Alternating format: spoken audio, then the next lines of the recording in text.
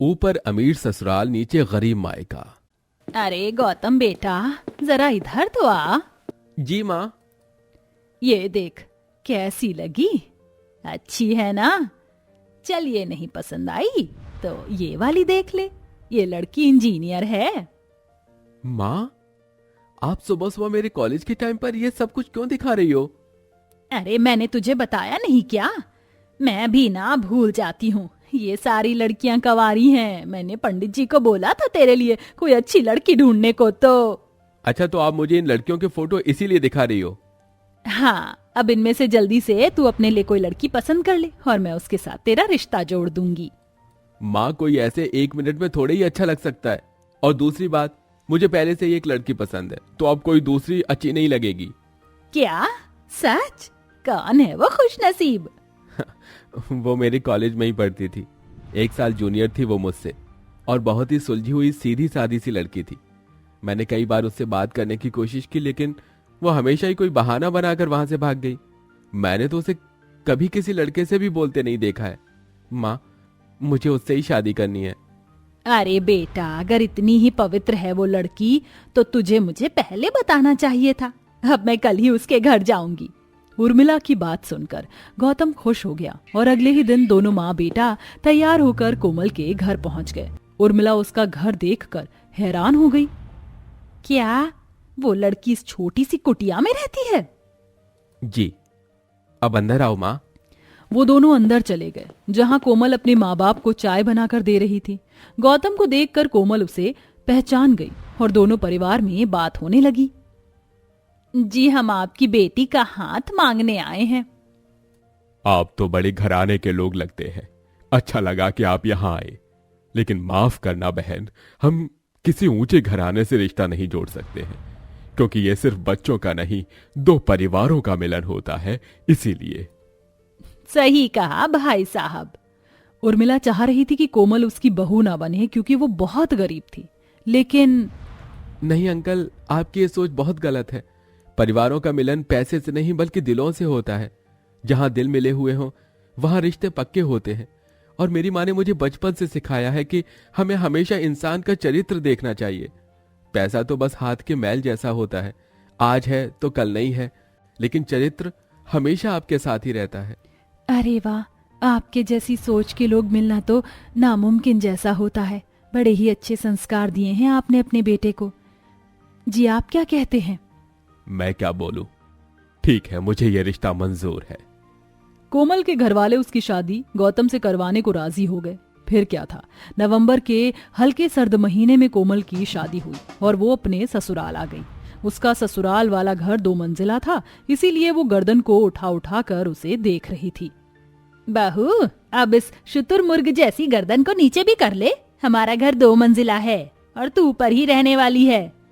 क्या कहा? ऊपर? हाँ, ऊपर का घर भी हर लिहाज से सही ही बना हुआ है, तो तुझे कोई परेशानी नहीं होगी। अब मैं तो बुढ़िया हूँ, तो मैं नीचे ही रह लूंगी। अब देख क्या रही है, कलश को गिराती हुई अंदर आ जा। जी। कोमल कलश को गिराती हुई अपने ससुराल में प्रवेश कर गई। उसने 2 मंजिला घर पहली बार देखा था, इसीलिए उसकी आंखें उसे देख देख कर 4 हुए जा रही थी और उर्मिला भी ये सब कुछ ताड़ रही थी। बहू, अब बस भी कर, हमारे घर को ताकना। हमने तो तुझे उस छोटी सी जेल से निकाल कर बड़ा ससुराल दे दिया, और जरा तू तो देख अपने बेशरम मायके वालों को। अरे अगर हमने नहीं मांगा तो तुझे दहेज में 1 कत्तर भी नहीं दी। गरीब बाप भी अपनी इकलौती बेटी को कम से कम 4 सूटों के साथ विदा करता है, और तू अपने बाप को देख। माँ, ये आप कैसी बातें कर रही हो? कोमल को 4 सूट तो हम भी दिला सकते हैं, इसमें जताना कैसा? हाँ, कुछ नहीं। चल बहू, बाकी की बातें और रस्म अब कल करेंगे। अब तू भी जाकर सो जा। सभी को गुड नाइट बोलकर कोमल और गौतम अपने ऊपर के फ्लोर पर आ गए। कोमल ने पहली बार खिड़की से झांका और उसे वो बहुत अच्छा लगा। ऐसे ही अगले दिन कोमल की ससुराल में रस्में हुई और सभी उससे बहुत ज्यादा खुश भी हुए। ऐसे ही सिलसिला जारी था और अब 1 महीना बीत चुका था। ठंड भी गहरा चुकी थी और सभी तरफ कोहरा पड़ रहा था। अजी सुनिए, मैं आज अपने मायके जाना चाहती हूँ। माँ बाबा से मिले हुए 1 महीना बीत चुका है। अच्छा ठीक है, तो चलो। वैसे भी आज तो मेरी भी छुट्टी है। कोमल अपने पति के साथ तैयार होकर बड़ी गाड़ी में बैठकर अपने मायके चली गई, जहां जाकर उसने देखा, माँ, बाबा, आपको क्या हुआ? अरे कोमल बिटिया, तू? हाँ, मैं। ये आप दोनों ने क्या हालत बना रखी है इतनी सर्दी में? माँ, आपकी शॉल कहाँ है? और बाबा को क्या हुआ? परेशान मत हो कोमल, हमारे लिए तो ऐसे दिन एक आम सी बात है। तेरे बाबा की तबीयत खराब हो गई है, सर्दी ज्यादा पड़ रही है ना, और ऊपर से हम दोनों ही 2 दिनों से भूखे हैं। क्या? तो आपने मुझे क्यों नहीं बताया? अब तुझे क्या बताते, एक तो तुझे खाली झोली ही विदा कर दिया और उल्टा तुझी से मदद मांगते। आप कैसी बेकार की बातें कर रहे हो? आप हमारे माता पिता हो और हम आपको ऐसे नहीं छोड़ेंगे। इतनी सर्द हवाएं चल रही हैं और ये पूरा का पूरा छप्पर टूट रहा है। आप यहाँ कैसे रहते हो? हाँ बाबा, मैं नहीं जानती, आप अभी के अभी मेरे साथ चलिए।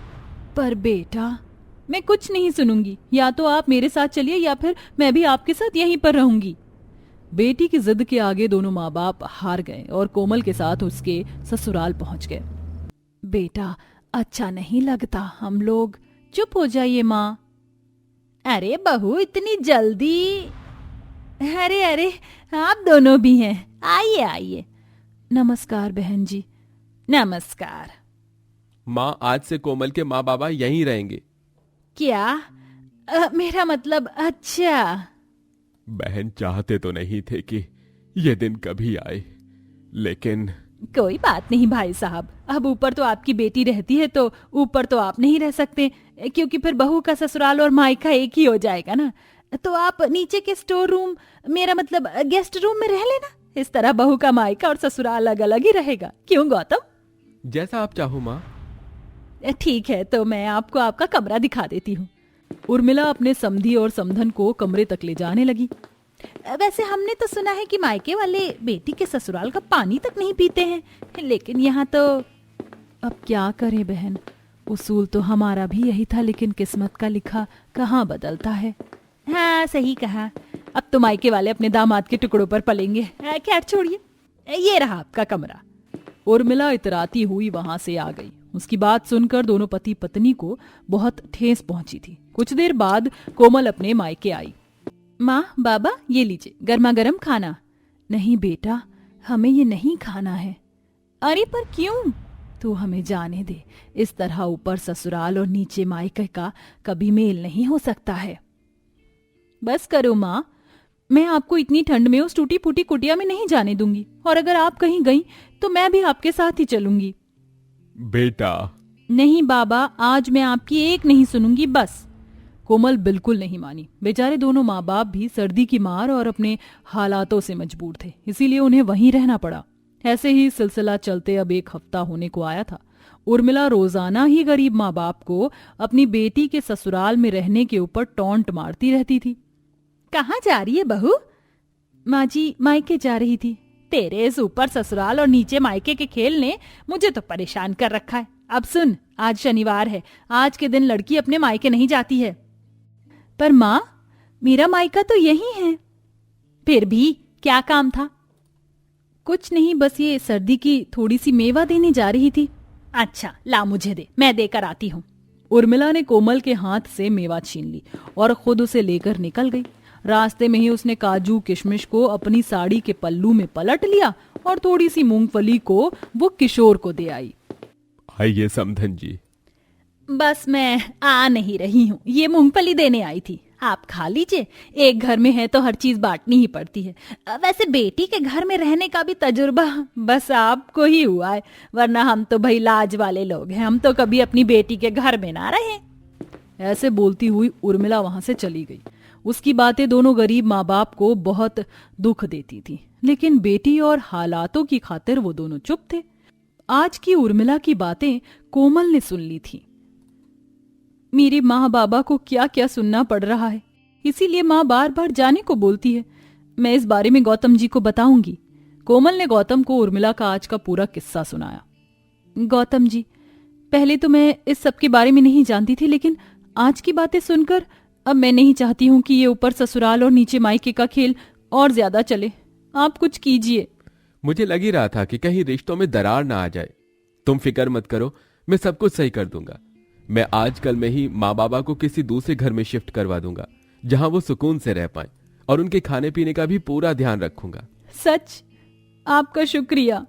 गौतम ने जैसा बोला था वैसा ही किया। उसने अपने सास ससुर के लिए भी एक अच्छा सा घर ढूंढा और उनका तबादला उसमें करवा दिया। अब उर्मिला भी खुश थी और ऊपर ससुराल और नीचे मायके का खेल भी खत्म हो चुका था। गौतम और कोमल अपने माँ बाप की जरूरतों का ख्याल रखते थे और सभी अब खुशी खुशी रह रहे थे।